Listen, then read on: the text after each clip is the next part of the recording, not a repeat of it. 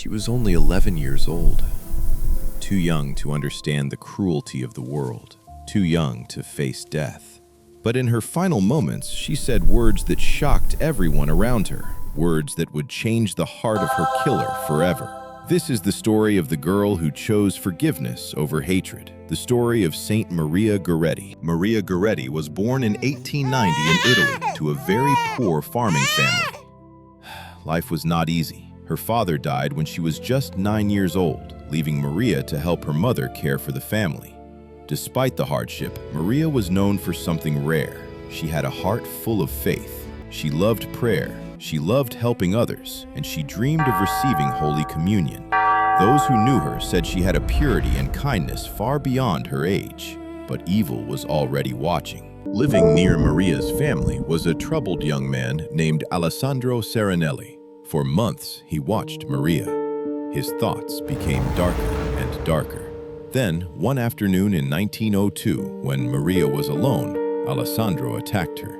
He demanded something she refused to give. Maria resisted with all her strength, and she said something powerful. "No, it is a sin. God does not want this." Enraged by her courage, Alessandro stabbed her 14 times. The small girl collapsed, fighting for life. Maria was rushed to the hospital. Doctors tried to save her, but the wounds were too severe. Before she died, a priest asked Maria a question. "Do you forgive the man who hurt you?"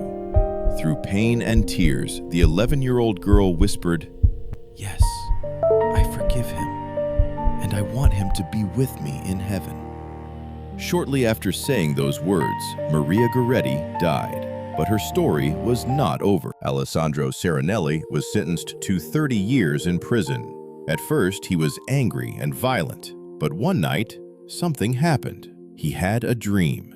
Maria appeared to him holding 14 white lilies, one for each stab wound. She handed them to him in forgiveness. That moment broke his heart.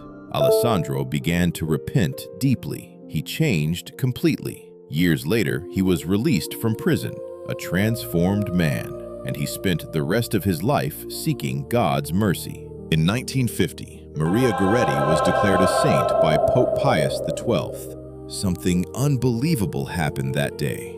Among the crowd in St. Peter's Square was Alessandro Serenelli, the man who killed her, standing beside Maria's mother. Both of them witnessing the girl he once destroyed, now honored as a saint of forgiveness. Maria Goretti forgave the man who took her life. But here is the question: could you forgive like that? Tell us in the comments, and subscribe to Saintly Chronicles for more powerful stories of faith.